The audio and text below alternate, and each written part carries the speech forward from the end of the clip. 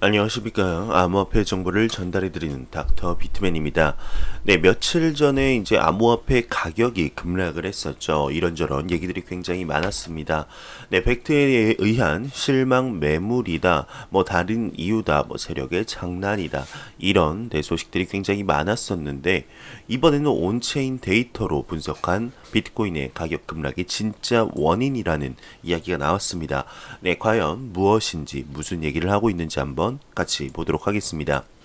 네, 9월 25일 비트코인 가격은 4시간 동안 16% 이상 하락하였습니다. 특히 15분 만에 8%의 하락세를 기록하는 등 평소와는 다른 급격한 움직임을 보여주고 있는데요. 네, 흔히 주식시장을 분석할 때 쓰이는 기술 분석 지표들 또한 비트코인 가격이 하락할 것으로 예측을 하긴 했으나 이렇게 빠른 속도의 하락까지는 예측할 수 없었다고 합니다. 네, 블록체인 데이터 스타트업 크립토 퀀트는 이러한 가격 급락의 원인을 비트맥스 거래소의 마진 콜과 급격한 계약 청산에서 찾았는데요. 이 기간 동안 5억 5천만 달러 어치의 선물 포지션이 청산이 되었다고 합니다. 네, 이로 인해 연쇄적으로 급격하게 비트코인의 가격이 하락을 했는데 비트맥스는 가장 큰 비트코인 거래소이자 선물 시장입니다. 네, 그동안 비트코인 가격 변동에 많은 영향을 미칠 것으로 여겨왔지만 그 구체적인 기작이 설명되지는 않았죠. 네, 크립토 퀀트 같은 경우는 온체인 데이터로 비트맥스 비트코인 입출금 기록 분석을 통해서 구체적으로 왜 이런 현상이 벌어졌는지, 네, 그리고 온체인 움직임이 어떤 메커니즘으로 비트코인 가격까지 영향을 미치는지 파악을 하였다고 합니다. 네, 비트코인 출금과 가격 변동성 사이의 관계를 한번 보도록 하겠습니다. 네, 비트코인의 블록체인에 기록된 데이터를 보게 되면 특정 거래소에서 얼마나 암호화폐가 입금되고 출금되는지 확인할 수 있는데요. 비트맥스의 거래소 입출금 온체인 데이터를 분석한 결과 급격한 가격 변동 전에 항상 대규모의 비트코인 출금이 일어난 것을 확인할 수 있었다고 합니다. 네, 비트맥스는 이제 특이하게 매일 세계 표준시 13시에만 비트코인을 일관적으로 이렇게 출금시키는 정책이 있는데, 네, 그렇기 때문에 이 시간에 한 번에 많은 양의 비트코인이 거래소에서 빠져나가면서 거래소 내부의 비트코인 유통량이 급격하게 감소를 한다고 하네요. 네, 비트맥스의 선물 거래는 모두 비트코인으로 이루어지기 때문에 하루에 많은 양의 비트코인이 거래소에 들어왔다가 빠져나간다고 합니다. 네, 입금은 상시 가능하지만 출금은 정해진 시간에 한 번에 이루어지기 때문에 출금되는 양이 입금되는 양을 압도하는 현상이 벌어지게 되는데 일시적으로 거래소의 비트코인 유통량이 줄어들게 되면서 만약 이 둘의 차이가 심하다면 급격한 가격 변동을 일으키게 되는 것이라고 합니다. 네, 그러면서 실제로 위 표를 보면 24일 해당 기간 동안 입금된 비트코인은 2,500개지만 출금된 비트코인이 약 5만 개 정도라고 하네요.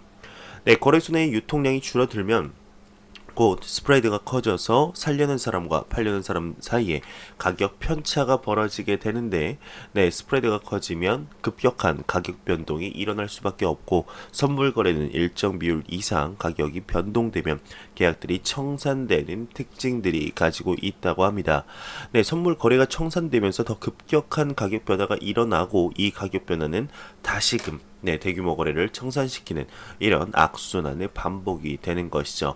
과거에도 4차례의 큰 비트코인 가격이 하락을 했었다고 합니다. 네, 그러면 해시레이트 폭락이 원인이 아닌가? 네, 이런 주장도 굉장히 많았죠. 근데 그런 해시레이트의 감소는 비트코인 가격 하락에 따라 후행적으로 나타나는 것일 뿐이고 가격 하락의 직접적인 원인이 되지는 못한다. 여기서는 이렇게 언급을 하고 있네요. 네, 그러면서 이제 앞으로 비트코인을 온체인 데이터 없이 분석하는 건 점점 더 어려울 것이다. 비트코인 생태계의 중요한 뭐 거래소, 채굴자, 다크넷, 고래 간의 자금 이동, 보유량을 보기 전까지는 비트코인 생태계를 제대로 파악했다 보기는 어렵다. 이렇게 기사가 나오고 있습니다. 네, 온체인 데이터, 네, 참 암호화폐 시장의 전반적인 지표로 참 중요한 네, 이런 데이터인 것 같은데요. 한번 더 지켜보도록 하겠습니다. 앞으로도 아마 비트코인 가격 급락에 대한 원인이 한두 가지 정도는 더 나오지 않을까 생각이 들게 되네요. 네, G7의 실무 협의체가 10월 스테이블코인 권고안을 발표할 예정이라고 합니다. 네, 암호화폐 전문 미디어 코인데스크에 따르게 되면 분우와 꿰레 유럽중앙은행 집행이사가 독일 분데스탁 논평에서 오는 10월 14일에서 20일 열린 IMF와 월드뱅크 회의에 맞춰서 G7 스테이블코인 실무 협의체가 권고안을 발표할 것이라고 언급을 했습니다. 네, 이 집행이사는 해당 실무협의체를 이끌고 있는데 그는 수요일 논평에서 페이스북 스테이블코인 리브라는 의심할 여지 없이 중앙은행과 정책 이반자에게 경종을 울렸다면서 이에 대응해야 한다 강조를 했습니다. 네, 이어서 스테이블 코인이 자금 세탁, 테러 자금 조달에 이용할 수 없으며 소비자 보호, 데이터 보안, 네트워크 안정성, 세금 문제와 맞닿아 있다고 설명을 했는데요. 네, 그는 스테이블 코인이 각국 통화 정책, 금융 안정성에도 심각한 영향을 미칠 수 있고 앞서 국제결제은행 논평에서도 각국 화폐 주권을 침해할 소지가 있다고도 지적한 바 있습니다. 네, 여기 지금 페이스북 리브라 한번 언급이 됐죠. 페이스북 리브라에 관해서 굉장히 많은 얘기가 나올 것 같습니다. 이 발표에도 리브라를 거의 타겟으로 할 만큼 이런 생각을 하겠죠. 네, 리브라에 대해서 지금 여기저기 이런저런 얘기가 많이 갈리는 중입니다. 네, 그러면서 어제 같은 경우는 아일랜드의 재무부 장관은 페이스북 괜찮다, 나쁘지 않다. 코인베이스의 CEO도 페이스북 리브라 괜찮다. 왜 이렇게 욕을 먹는지 이해를 못하겠다라고 언급을 했는데 이제 리플사도 리플 그 제품 총괄을 맡고 있는 분도 리브라는 그냥 이렇게 페이스북으로 포장한 현금이랑 다른 게 없다 언급을 했었죠. 네, 이뿐 아니라 이제 뭐 리브라라 너무 안 좋다, 주권 통화 침해다라고 말하는 각국 정부들도 우후죽순 나오고 있는 중입니다. 네, 리브라 프로젝트 과연 어떤 식으로 진행이 되게 될까요? 내년 뭐 상반기 아니면 하반기쯤에 이렇게 정식 런칭을 한다고 하는데 과연 정식적으로 런칭을 할 수 있을지 일단 페이스북 리브라 측에서는 정식적으로 한다고 했죠. 차질 없이 런칭한다고 했는데요. 네, 말한 대로 이루어졌으면 좋겠네요. 페이스북 리브라 같은 경우는 암호화폐 시장에 긍정적인 영향을 무조건 줄 것이기 때문에 암호화폐 리브라로 인해서 스테이블 코인이라든지 규제와 제도권 안으로 들어오는 속도가 한 두세 배는 더 빨라지지 않을까 생각이 듭니다. 네, 그러면서 SEC 헤스터 피어스 위원이 암호화폐 등 디지털 자산은 인터넷의 돈이 될 수 있다 언급을 했습니다. 네, 헤스터 피어스 미국 증권거래위원회 SEC 집행위원은 오늘 뉴욕에서 열린 솔리더스 랩스 주최 암호화폐 규제 준수 서밋에서 암호화폐에 대한 견해를 말했습니다. 네, 피어스는 디지털 자산을 거래 수단으로 보고 있고 가치 저장이 이러한 자산의 중요한 기능이라고 생각한다고 언급을 하는데 그녀는 가치의 저장은 정말 중요한 기능이라고 생각을 한다고 합니다. 나는 기술이 변화함에 따라 그것들이 인터넷에 돈이 되는 것을 보게 될 것이라고 생각한다 언급을 하고 있습니다.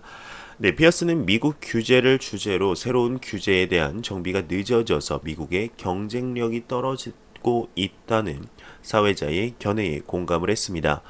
SEC에 왔을 때 내 희망 중에 하나는 기술 혁신을 다루는 방식을 바꾸는 것이었다. 첫 라운드에서 나는 그것이 느리다는 것을 알았다라고 그녀가 덧붙였네요.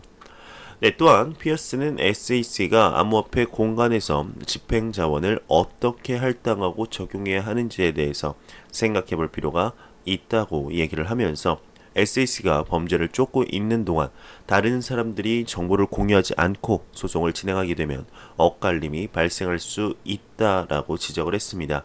자원을 항상 잘 배분하는 것이 향후 중요해질 것이라고 언급을 했네요. SEC의 헤스터 피어스는 이제 크립토맘이라고 불릴 정도로 SEC 내에서도 굉장히 친암호화폐적인 인물인데요. 암호화폐 등 디지털 자산 인터넷에 돈이 될 수 있다. 얼마 전에 나온 비트코인은 화폐가 아니다라는 것에 대한 반박을 약간 하는 것이 아닌가 이런 생각이 들고 있습니다. 네, 지금 뭐 SEC 측에서도 이런저런 얘기들이 많이 나오고 있는데, 네, 미 SEC가 ETF 규제 완화에 대해서도 언급을 했었다고 합니다. 하지만 비트코인 ETF에 관해서는 전혀 언급이 없었다고 하는데요. 네, 암호화폐 전문 미디어 디크립토에 따르게 되면 미국 증권거래위원회 SEC가 통일되고 명확한 상장 지수 펀드 ETF 규제를 위해 현행 규제안을 개정하기로 결정했다 발표를 했습니다. 네, 이와 관련해 SEC는 오늘날 존재하는 대다수 ETF에 적용 가능한 명확하고 일관된 프레임워크를 만들 것이라며 이는 ETF 시장에 보다 많은 혁신을 가져올 수 있고 투자자들에게 보다 많은 선택지를 제공해 줄 수 있다 설명을 했네요. 네, SEC의 새로운 규정에 따르게 되면 향후 ETF 승인 신청자는 비용과 시간이 많이 드는 개인 구제 조치 신청 절차 없이 특정 조건을 만족하는 즉시 ETF 상품을 출시할 수 있다고 하는데요. 네, 이번 개정안은 국민 연방 관보 개제 60일 후부터 시행될 예정이라고 합니다. 기존 ETF 상품들은 개정안 적용을 위해서 1년간의 유예 기간을 가진다고 하네요. 네, 한편 이날 SEC의 발표에서 비트코인 ETF 승인 신청 관련 언급은 없었던 것으로 전해졌습니다. 네, 참 아쉬운 얘기죠. 뭐 ETF 규제 완화라고 기사 제목을 써서 네, 비트코인 ETF 당연히 들어가 있겠지 얘기를 생각을 했었는데 비트코인 ETF에 관해서는 굉장히 조용히 침묵을 지키는 중입니다. 이제 10월 13일이었나요? 네, ETF에 관해서 무조건 대답을 해야 되는 기한이 앞으로 다가오는 만큼 SEC 측에서도 비트코인 ETF만큼은 조금은 조심하는 모습이 아닌가 생각이 들게 됩니다. 네, 10월 달에 비트코인 ETF 정말 승인이 제대로 나서 지금까지 하락했던 분만큼 다시 한번 치고 올라가는 모습을 볼 수가 있으면 좋겠네요. 네, 지금 리플의 이제 스웰 웹사이트 업데이트가 됐다고 합니다. 리플의 스웰에서 말하는 이제 대규모 은행을 한번 보도록 하겠습니다. 우리는 이제 스웰로 알려진 리플 연례 행사에 관해서 놀라운 소식을 얻었는데요.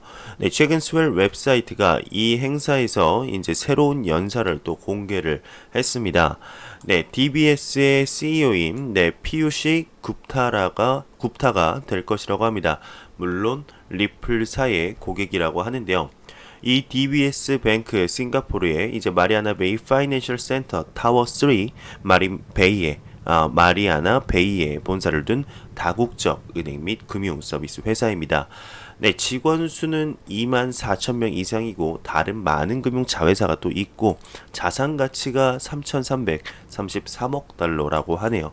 네, 1조 달러의 4분의 1 이상의 관점에서 볼 때 이것은 작은 은행 기관이 아니고 1968년 7월에 이렇게 설립이 되었었다고 합니다. 네, 리플의 이제 스웰이 업데이트가 됐습니다. 이 DBS 뱅크, 즉 싱가포르 개발 은행인데요. 얼마 전에 한 1월, 얼마 전이었죠. 한 8월? 네, 7, 8월쯤에 리플이 국제 결제의 효율적인 수단이다 언급을 했었습니다. 공식 문건에서 이렇게 써서 굉장히 화제가 되었었는데요. 네, 지금 리플과 함께 하고 있습니다. 리플에 관한 소식은 항상 매일같이 나오고 있는데 지금 스웰뿐만 아니라 암호화폐 주요 일정 이렇게 정리한 것이 나와 있습니다. 한번 보도록 하겠습니다. 네, 아까 언급한 G7 중앙은행 실무 그룹 암호화폐에 대한 대책 최종 보고서가 10월에 있을 예정입니다. 네, 그리고 비트코인 ETF의 최종 기한이 10월 13일 아까 언급했었죠. 네, 그러면서 이더리움의 이제 디베콘 5가 데브콘 5가 10월 8일에서 11일까지 텔레그램의 톤 메인넷 구현이 지금 10월 31일 그리고 램 같은 경우는 미정입니다. 이더리움 이스탄불 하드포크가 10월 30일 예정이고 FATF 일본 심사가 28일부터 11월 15일 이렇게 열릴 예정입니다. 네, 그리고 리플의 스웰 2019가 11월 7일 8일 이틀에 걸쳐서 개최가 진행이 되고 코인 마켓캡 새로운 기준을 도입하는데 그것이 11월 12일 날 이렇게 되게 됩니다.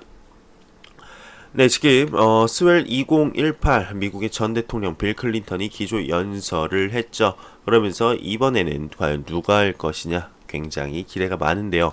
네, 스웰이 지금 한 달 조금 넘게 남았다고 보시면 될 것 같습니다.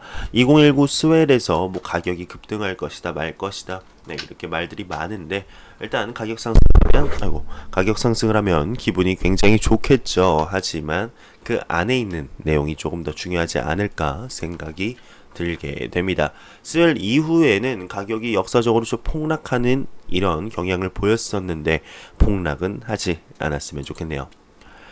네, 바이낸스가 스테이킹 플랫폼을 출시했습니다. 네, 8가지 암호화폐를 지원한다고 하는데요. 네, 암호화폐 거래소 바이낸스는 스테이킹 플랫폼을 출시한다고 공지를 했습니다. 우선 네오, 온톨로지, 비세인, 그리고 스텔라, 코모도, 알고랜드는 네, 처음 들어보는 암호화폐네요. 네, 퀀텀, 스트라티스 등 8개의 자산을 지원한다고 하네요. 네, 바이낸스 측은 스테이킹 플랫폼에 자금을 예치하고 보유하고 있는 것만으로 월간 보상과 분배를 받을 수 있고 이를 통해 자금을 늘릴 수 있게 될 것이다 설명을 했습니다. 네, 사용자들은 노드를 설치할 필요 없이 최소 고정 금액, 시간 또는 기타 기술 요구사항에 대해 걱정할 필요가 없이 확실한 보상을 받게 될 것이라고 덧붙였네요. 네, 라인의 암호화폐 거래소 비트맥스가 iOS 앱 서비스를 시작했습니다. 라인의 블록체인 자회사 LVC 주식회사의 암호화폐 거래소 비트맥스의 iOS 앱 버전 제공이 시작됐습니다. 네, 비트맥스는 이달 17일 안드로이드 버전이 사전 공개가 됐는데, 네, 비트맥스는 일본에 이제 월간 8,100만 명 이상이 이용하는 라인 원랩 탭에서 비트맥스에 접속하여 암호화폐 거래나 일본 엔화의 입출금을 실시한다고 합니다. 현재 취급 암호화폐는 5종류인데 비트코인, 이더리움, 리플, 그리고 리플 XRP, 비트코인 캐시, 라이트코인 등 총 5종류라고 합니다. 네, 베네수엘라 중앙은행이 외환 보유고 자산에 비트코인과 이더리움을 편입할 가능성까지 검토를 하고 있습니다. 네, 블룸버그가 베네수엘라 중앙은행이 외환 보유고 자산에 비트코인과 이더리움 등 암호화폐 편입 여부를 내부적으로 검토 중이다 보도를 했는데요. 네, 이는 베네수엘라 최대 국영 석유 회사 베네수엘라 석유공사가 제안한 것이라고 하네요.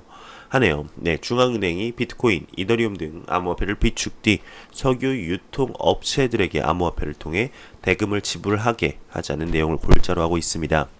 네, 블룸버그에 따르게 되면 현재 미국의 제재로 인해서 글로벌 메이저 은행들이 DPVSA, 즉 베네수엘라 석유 공사와의 비즈니스를 중단하게 되면서 유통업체들에게 대금을 지불하는 어려움이 있다는 설명이라고 하는데, 네, 또한 블룸버그는 베네수엘라 정부가 비트코인과 이더리움을 어떻게 매입했고 그 규모가 어느 정도인지에 대해서는 여전히 불투명한 상태다 지적을 하고 있습니다. 네, 이러한 베네수엘라의 모습을 보게 되면은 페트로도 그러고 지금 페트로 지갑까지도 개발 중이죠. 그리고 그 밑에는 다른 자산도 넣을 수 있을 것으로 현재 보이는데, 베네수엘라 중앙은행의 외환보유고 자산에 비트코인과 이더리움까지 넣는다는 것을 보게 되면 정말 베네수엘라 국가 내 자체 화폐는 거의 망했다. 네, 망했다라고 보시면 될 것 같고, 암호화폐를 통해서 이 상황을 타파하려는 모습을 굉장히 많이 보여주고 있죠. 네, 그리고 페트로에 관해서는 또 빠질 수가 없는 얘기인데, 지금 전 세계 최초입니다. 국가 정부가 발행하는 암호화폐로 경제를 살리겠다라는 것 자체가 처음이니까 이것이 선례가 되어서 암호화폐의 규제든 뭐든 굉장히 긍정적인 방향으로 견인해 나갔으면 좋겠습니다. 네, 암호화폐 전문 미디어 코인데스크에 따르게 되면 이오스 개발사죠 블록원이 미국 버지니아주 알링턴 카운티로 본사를 이전할 계획이라고 하네요. 네, 이더리움 개발팀이 수요일 내로 이더리움 2.0 샤딩 시뮬레이션을 공개한다고 합니다. 네, 이더리움 개발팀이 며칠 안으로 데브콘을 통해 이더리움 2.0의 샤딩 시뮬레이션을 최초로 선보일 예정이라고 합니다. 네, 이와 관련 블록체인 엑셀러레이터 겸 이더리움 기반 인프라 개발 업체 컨센서스의 개발자 윌 빌라뉴 에바는 대중의 기대와는 달리 0부터 2단계까지 순차적으로 진행되는 것이 아니라 각 단계의 많은 부분들이 동시다발적으로 개발될 수 있다, 이렇게 설명을 했습니다. 네, 비트페이가 중남미 전자 상거래 플랫폼과 파트너십을 체결했다고 합니다. 네, 암호화폐 전문 미디어 비트코인닷컴에 따르게 되면, 네, 암호화폐 결제 서비스 업체 비트페이가 라틴 아메리카 최대 전자 상거래 플랫폼인 메르카도 리브레와 파트너십을 체결했다고 합니다. 네, 이를 통해 이용자들은 암호화폐로 메르카도 리브레의 상품권을 구매하거나 비트페이의 인앱 서비스를 통해 교환이 가능한 것으로 알려졌습니다. 네, 두바이 디스트릭트 2020 네, 블록체인 캠퍼스 건설 예정 이런 기사가 나왔습니다. 네, 두바이 현지 유력 미디어 아라비안 비즈니스에 따르게 되면 최근 두바이 엑스포 레거시 활용 프로젝트 디스트릭트 2020 측이 중국 상하이 소재 암호화폐 전문 자산 운용사 아틀라스 캐피탈과 파트너십을 체결했습니다. 네, 이를 통해 양측은 두바이 디스트릭트 2020 지역에 블록체인 캠퍼스를 건설한다는 설명인데요. 네, 해당 캠퍼스는 15,000평방미터 크기의 블록체인 허브로 블록체인 기업들을 유치해 미래 지향 생태계를 조성할 예정이라고 하네요. 네, 이와 관련해 이제 레인 후안 아틀라스 이제 캐피탈 공동 창업자는 디스트리트 2020에 설립할 블록체인 캠퍼스는 세계 각국의 연구원들과 기업가들을 투자자들과 직접적으로 연결시킬 수 있는 상업 중심지가 될 것이다. 블록체인 캠퍼스를 미래 산업 혁신을 위한 장기 거점으로 발전시켜 두바이를 지원할 것이다. 언급을 하고 있습니다. 네, 암호화폐 전문 미디어 AMB 크립토에 따르게 되면 모네로 옹호자 겸 소프트웨어 개발 업체의 하드워드 추 CTO가 모네로의 서브 레딧에서 프라이빗 랜덤 X 테스트넷의 테스트를 완료했다고 하네요. 네, 제가 준비해온 소식은 여기까지입니다. 영상이 도움이 되셨다면 구독과 좋아요 그리고 광고 한 편만 처음부터 끝까지 시청해 주시기 바랍니다. 네, 이 채널은 오직 광고 수익으로 운영이 되게 됩니다. 항상 영상 시청해 주시는 시청자분들, 구독자분들 너무나 감사합니다. 저는 다음 영상으로 찾아뵙도록 하겠습니다. 지금까지 닥터 비트맨이었습니다. 감사합니다.